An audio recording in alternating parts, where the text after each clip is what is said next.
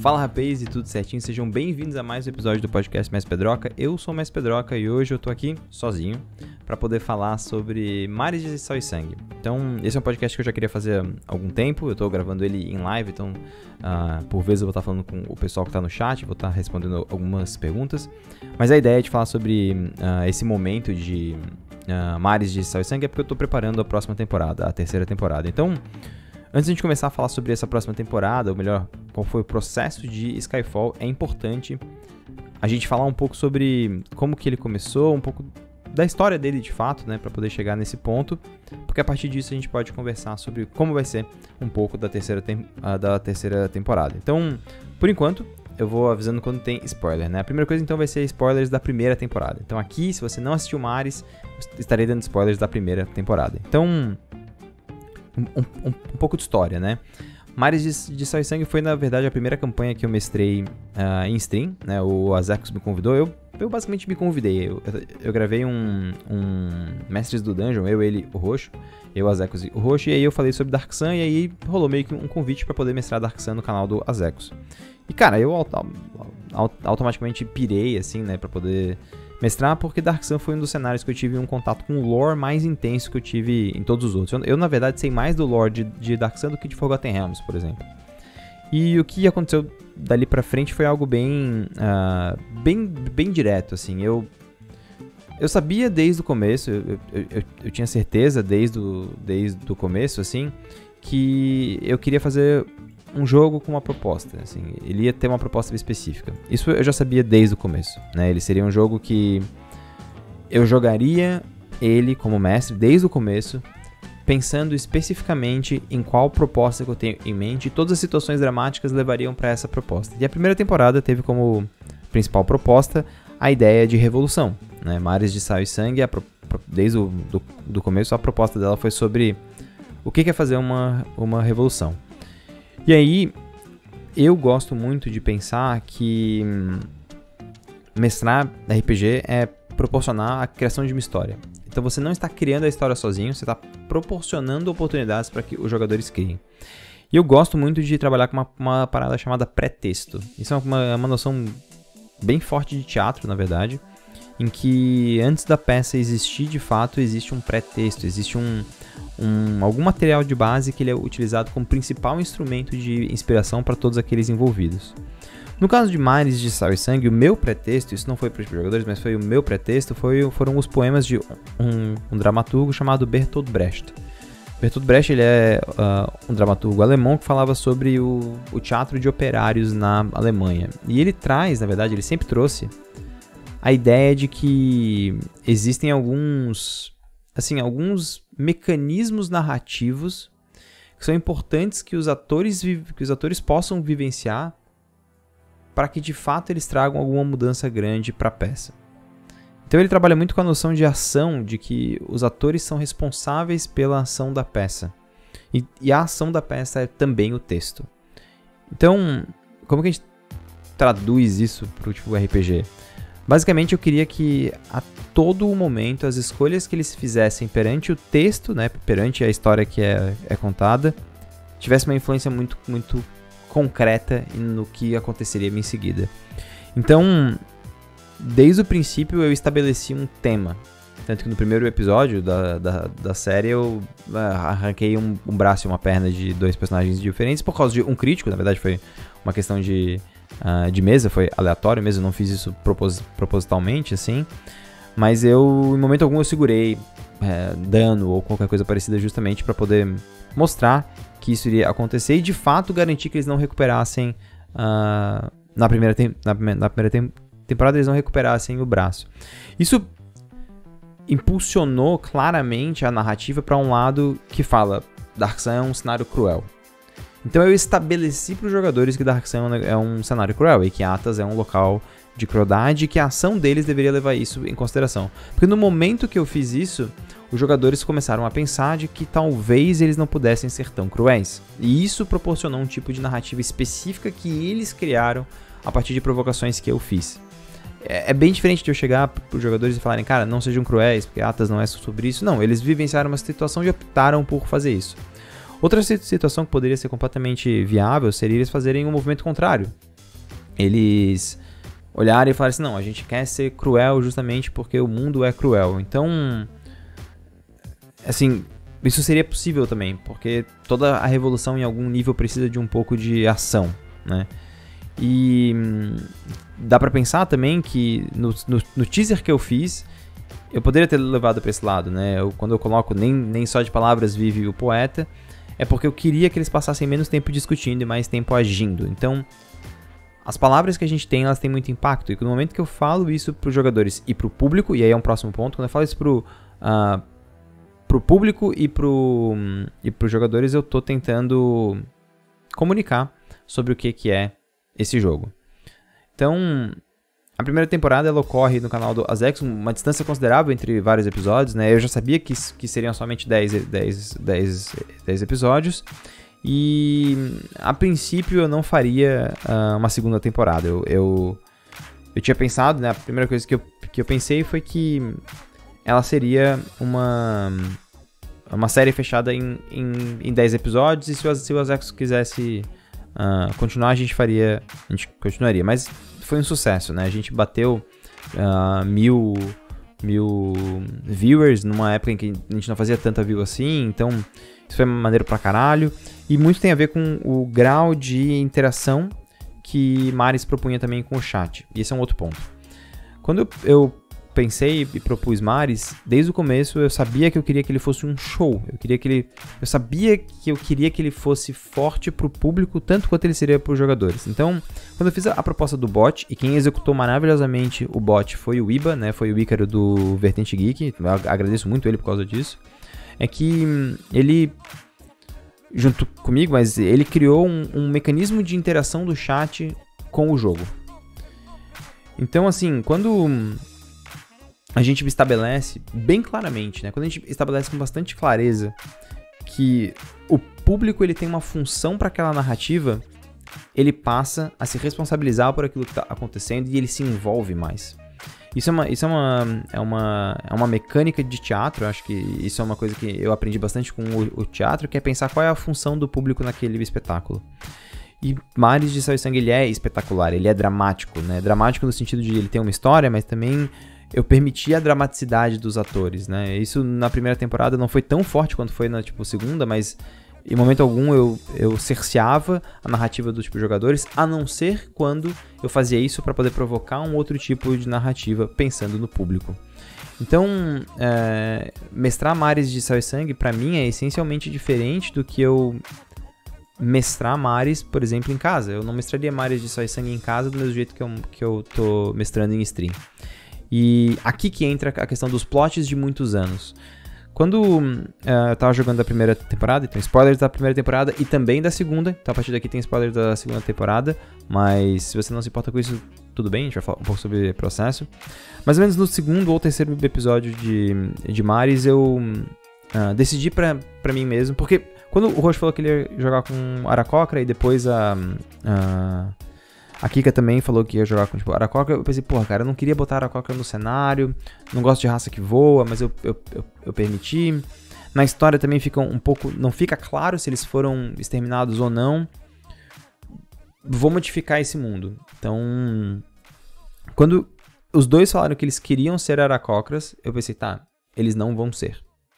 E no momento que a Yasmina tem essa imagem do Jeff, né, desse besouro junto com ela, eu já pensei, cara, eu já vou deixar todo o momento meio dúbio se ele existe ou não.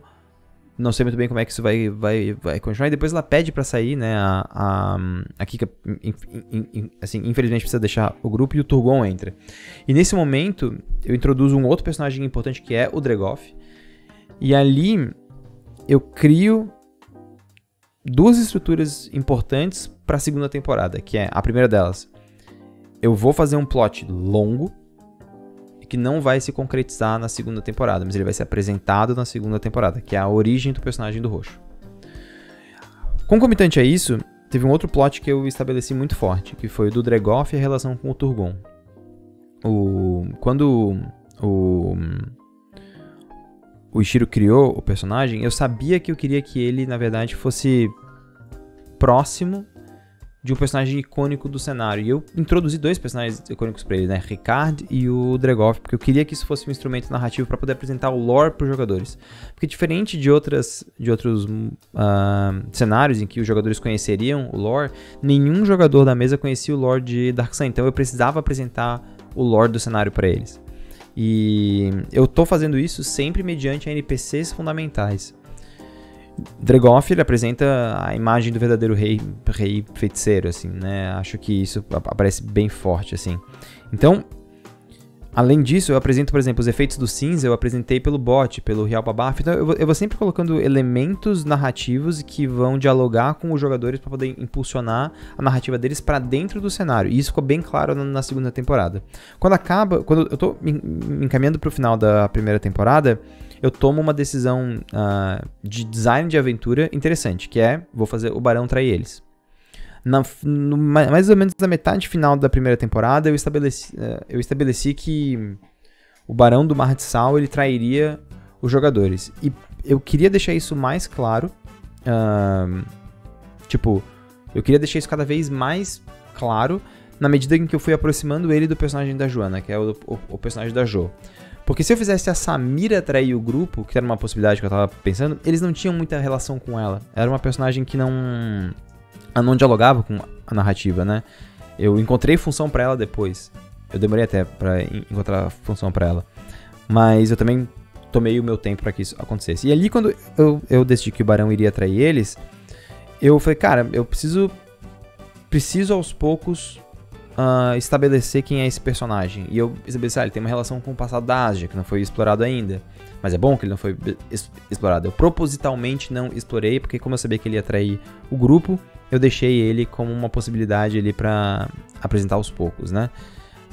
E nesse momento, eu também entendi claramente quem que eles iriam matar, né? Quem que seria o primeiro rei feiticeiro que eles vão matar, que ali no caso é Kalak, né? Kalak, o rei feiticeiro de Tyr, morre.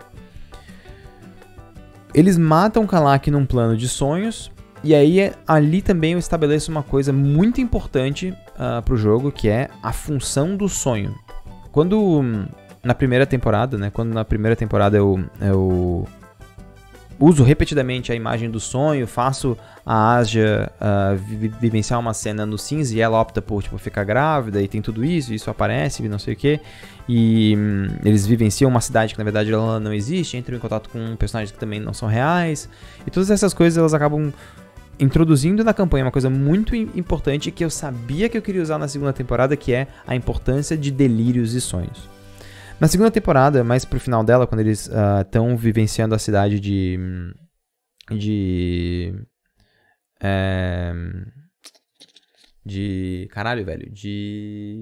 esqueci. A do Ramanu, dane-se. Quando eles estão indo pra Urik. Quando eles estão na cidade de Urik, eles estão lá e eles vão vivenciar vários sonhos diferentes. Essa sequência de sonhos, por exemplo, não é exatamente ela montada, mas a ideia da sequência de sonhos eu já tinha desde a primeira temporada. Eu já sabia que eu queria montar uma sequência de sonhos. Mas eu só poderia montar ela e jogar ela no momento que os jogadores entendessem a importância da narrativa em sonhos. Então eu tive que fazer vários sonhos até lá. Então esse foi um processo que eu necessariamente tive que ter paciência.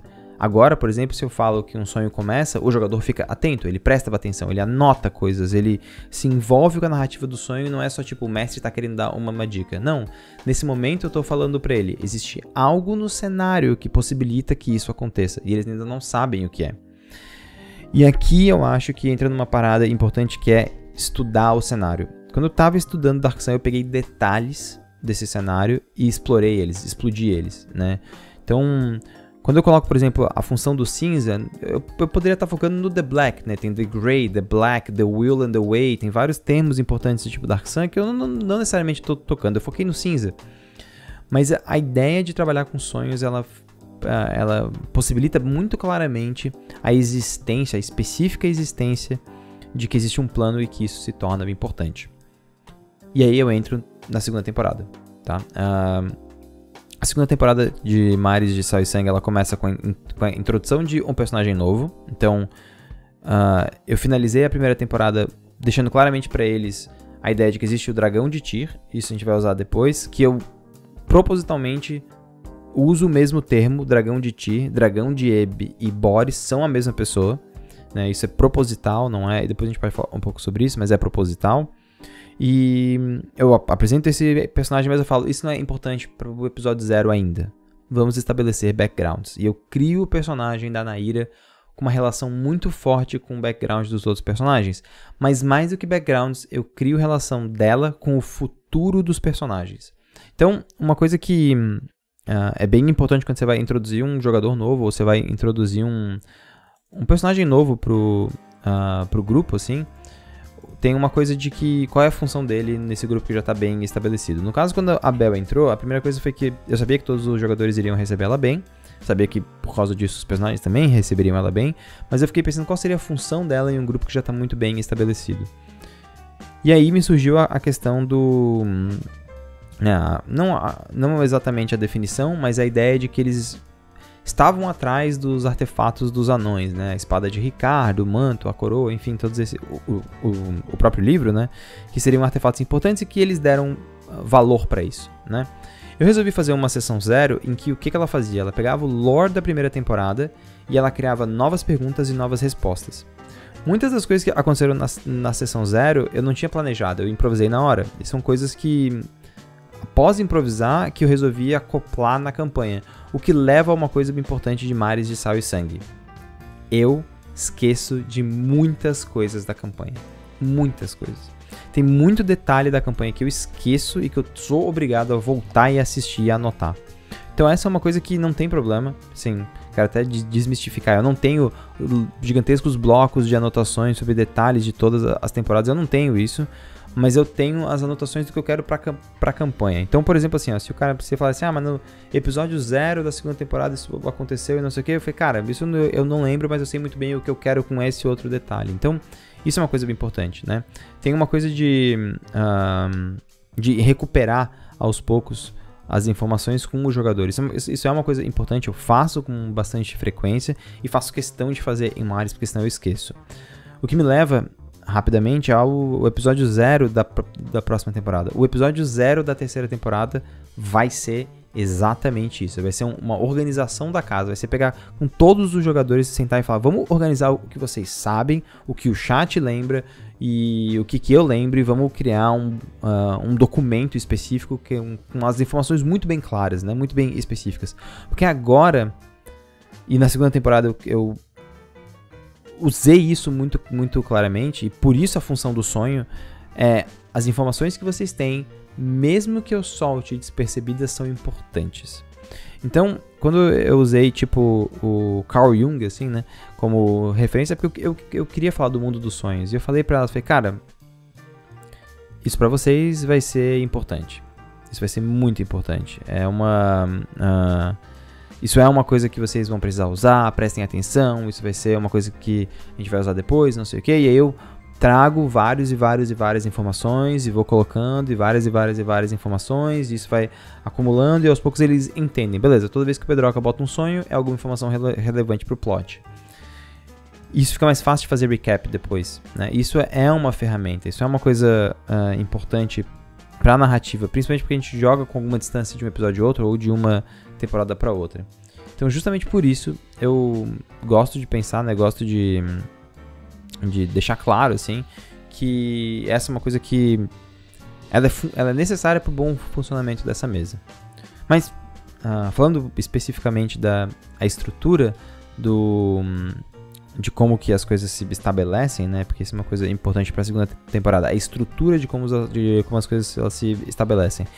Na segunda temporada, eu sabia que eu queria levar de sonhos, né, puxar sonhos até especificamente falar sobre o peso de uma escolha. E na segunda temporada, o peso foram 10.000 almas. Grande spoiler, desde o começo eu sabia que a segunda temporada iria terminar com Boris. Independente de onde eles fossem, tá? Isso foi bem Deus Ex Machina. Independente de onde eles fossem, eu sabia que eu ia fazer Boris aparecer para os jogadores, não para os personagens. Para os jogadores, talvez nem que fosse através de cutscene. E aí, eu, na minha cabeça, defini que ele iria para Ramandu, porque eu fiz uma rota de quais cidades que o Boris passa e quando ele passa em cada uma dessas cidades. Então, quando eu estabeleço isso pra mim, eu abro pros jogadores também claramente, é uma sandbox, vocês vão fazer o que vocês quiserem. E acabou caindo, né, que ele estaria visitando a cidade justamente no período que eles estavam lá. E foi uma ótima coincidência pra poder fazer um final de temporada bem maneiro, assim. E quando eu apresento o Boris, eu já apresentei ele no final da primeira temporada, narrei algumas cutscenes com eles, né, deixo isso bem claro. E quando eu apresento Boris no contexto que ele tá, eu faço algumas coisas pros jogadores. A primeira delas que eu faço eles acabaram de matar um rei feiticeiro, eles acabaram de pegar um artefato foda, eles acabaram de descobrir coisas fodas sobre a parada, eles estão no topo do mundo. Esse é o momento em que eu poderia ter fechado a temporada no combate contra Ramanu, por exemplo, e seria um bom final de temporada. Esse fim de temporada seria fantástico, seria bom. Mas eu olhei e falei, tem mais 2 episódios, são sempre 10, quero mostrar Boris. E quando eu faço ele aparecer na cidade, eu pego os jogadores que estão no ápice e mostro pra eles que eles estão muito abaixo das forças do cenário. Não foi porque eles mataram um rei feiticeiro que eles conseguem matar qualquer um deles. Então, no momento que eu apresento o Boris, assim, no momento que eu mostro o Boris, eu deixo bem claro, assim, deixo explícito que ele é nível muito mais alto que eles, né? Não só pelo teste que eles precisam fazer e que o Turgon passa, isso é relevante, isso é importante, como também eu exploro o lore, ele precisa de 1000 almas da cidade, né? Eles estão efetivamente vivenciando o que é uma crueldade de um rei feiticeiro que busca 1000 almas de cada cidade por ano e que eles não sabem ainda pra que é. Isso também é importante, né?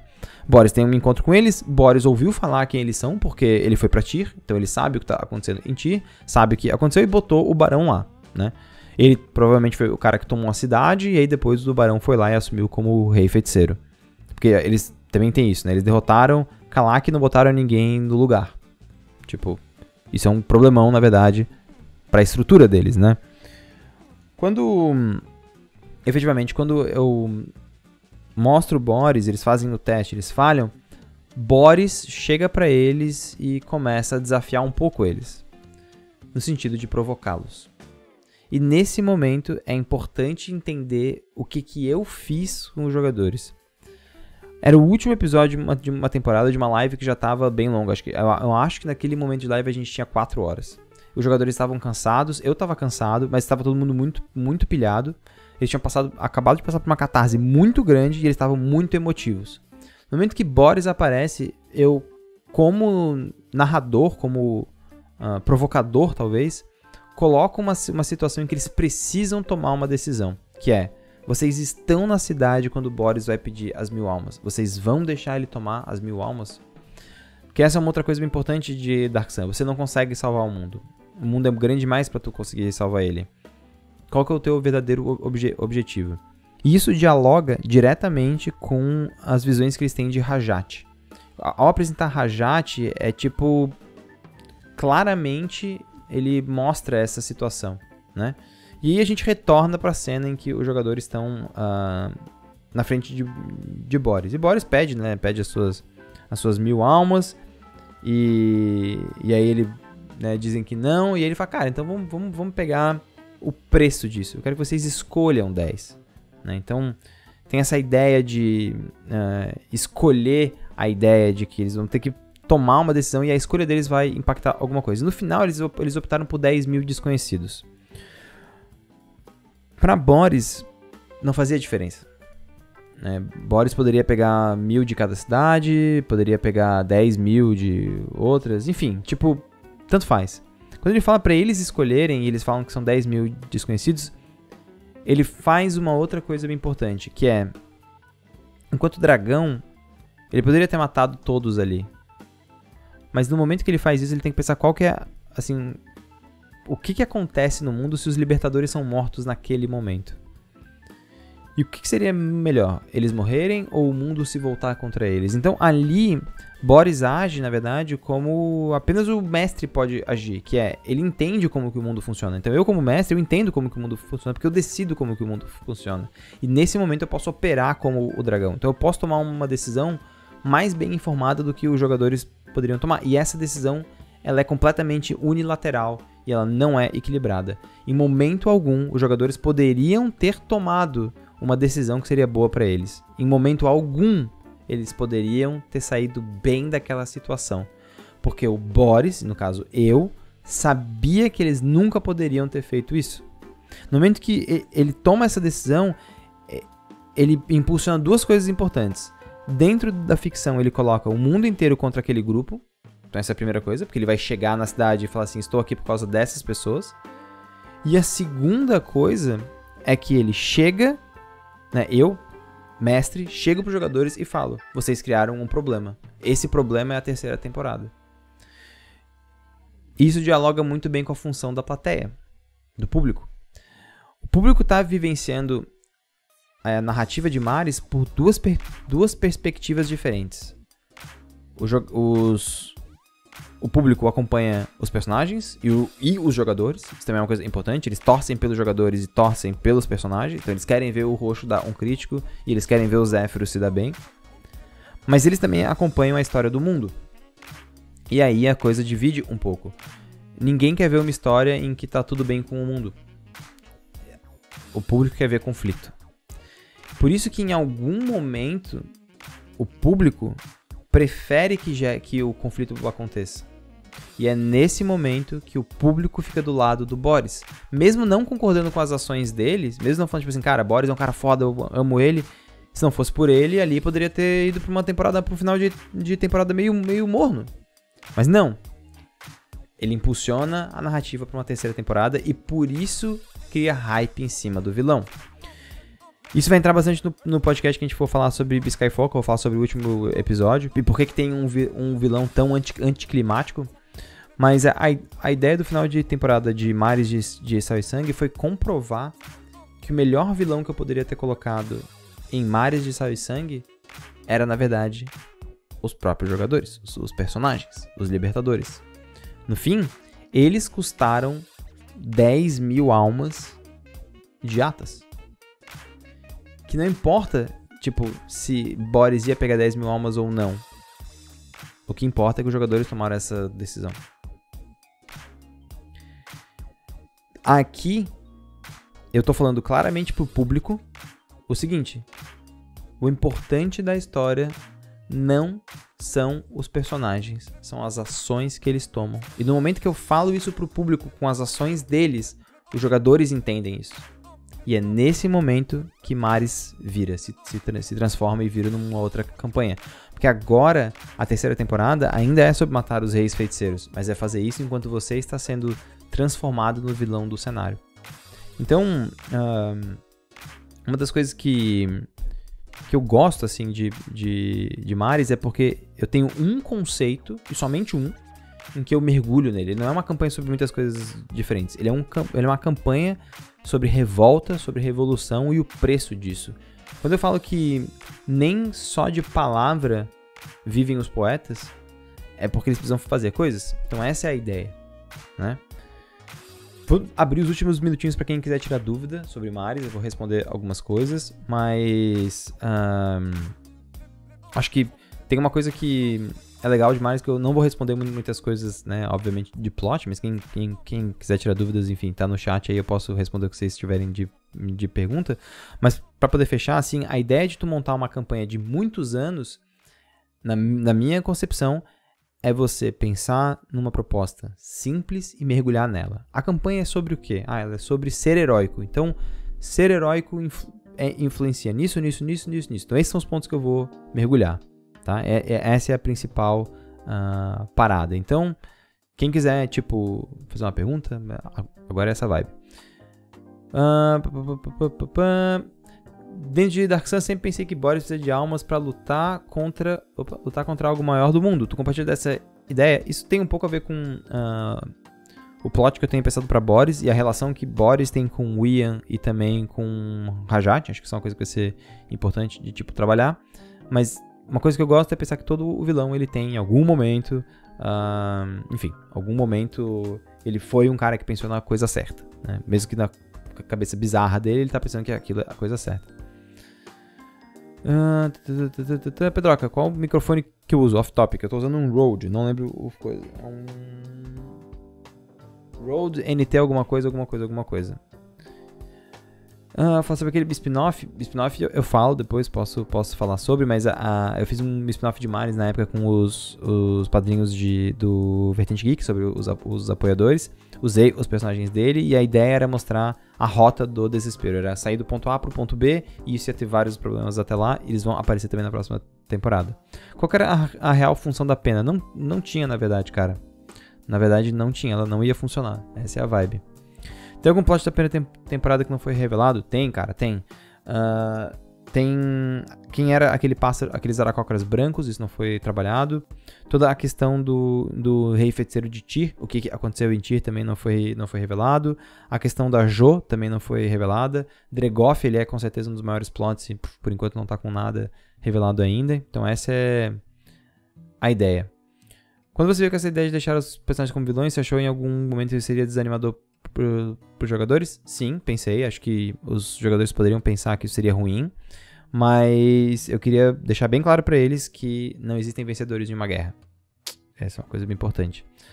Boris, ele... é que nível? Não vou falar o nível da ficha dele, mas eu vou usar algumas mecânicas para eles se aproximarem um pouco dele em termos de, enfim, de combate. Ainda assim ele vai ser letal. Todos os reis feiticeiros, eles são letais, né? Qual o limite em que o mestre consegue tensionar um jogador sem ultrapassar a vontade do próprio jogador? Isso tem a ver com muito acordo. Conversar bastante. Eu converso bastante com os jogadores de Mares em off, justamente sobre isso, assim, justamente para poder entender quais são os limites deles e essas coisas que são bem estabelecidas, e às vezes eu pergunto para eles efetivamente, né? Então, teve um plot que a gente não usou, do tipo Ramanu, que eu fui pra todo mundo no tipo, grupo e falei, gente, tem esse plot dele, eu não tô muito confortável com essas questões, o que vocês acham? A galera também não curtiu, eu falei, cara, então eu vou deixar isso pro lado, vamos seguir em frente, né? Você sempre quis que o Boris fosse o maior vilão ou foi indo com a campanha? Boris não é necessariamente o maior vilão, ele é o maior vilão agora, né? E eu já sabia desde a primeira temporada que ele seria um grande vilão, assim.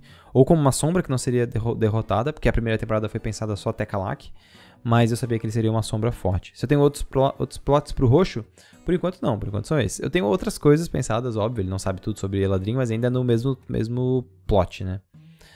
Por que Boris não viu na cabeça dos outros dois jogadores que o Turgon é a reencarnação de Ricard? Tem uma coisa importante, Turgon não é a reencarnação de Ricard. Boris sabe, na cabeça dos outros personagens, que o Turgon, ele é um escolhido, né? Ele tem essa função. Ele não sabe exatamente o que isso significa. Quantas temporadas vão ser? Eu acho que vão ser 4, mas talvez eu acabe na terceira, depende um pouco deles. A voz fofinha que fica na cabeça da Neira vai voltar, com certeza. Loop temporal, cara, isso é uma coisa que tem em Mares, tem bem no... Cara, tem no começo do plot de Mares de Dark Sun, desculpa. No começo do plot de Dark Sun tem um ponto da história que fala sobre os Mind Lords e eles terem quebrado a barreira do tempo e tal. E foi bastante em cima disso que eu montei esse plot de viagem no tempo. E que ele ainda, para os jogadores, está bem confuso. Eles não conseguem montar uma timeline de eventos.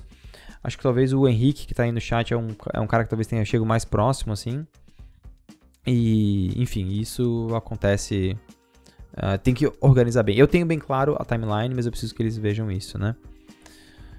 O que achou dos jogadores fazerem casais? Não, achei que é legal. Acho que dá uma outra vibe pra história. Acho que é uma coisa que eu nunca interferiria nisso.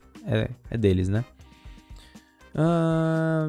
Tem mais algumas aqui. Você decidiu que o Barão ia atrair só com os jogadores o mandaram pra ti? Não, já sabia bem de antes. Quando eles mandaram, já era. Eu já sabia que ia ter. Os Alacrocas realmente nunca existiram? Não, eles... então... Essa tua pergunta é boa. Ou os jogadores conseguiram alterar do passado? Pois é, essa é a vibe. Essa é uma pergunta interessante. Assim. E pra fechar, você discute com os personagens do caminho que a campanha tá indo. Eles têm algum poder de decisão.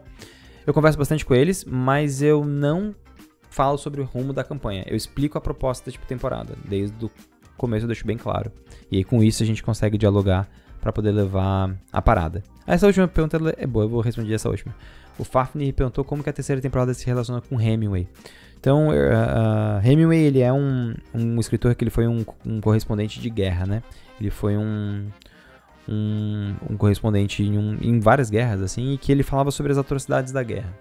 Muitos dos temas que eu vou trabalhar é exatamente isso, né? Acho que é exatamente essa parada. Então, acho que vai ser interessante para poder trabalhar o impacto que a guerra traz no cotidiano. Mas é isso, eu espero que vocês tenham gostado desse episódio do podcast. Foi bem diferente dos outros, porque ele é um longo monólogo. O próximo também será um longo monólogo, ele vai ser sobre Skyfall enquanto campanha. Mas muito obrigado por você ter acompanhado esse podcast. E se você está no podcast, sabe que a gente tem no YouTube. Se você está no YouTube, sabe que também tem podcast. E estamos gravando isso ao vivo em twitch.tv/mespedroca. Faço live toda segunda, quarta e às vezes na quinta-feira. Sempre de noite, a partir das 7h30, mais ou menos, 8 horas. E a gente grava podcasts, joga mesas de RPG e muito mais, beleza? As mesas de RPG que eu estou mestrando estão em outros canais, né? Então, normalmente no Formação Fireball. Então, o link para tudo isso você encontra aqui no descritivo, beleza? É isso aí. Muito obrigado, very much we, e até a próxima.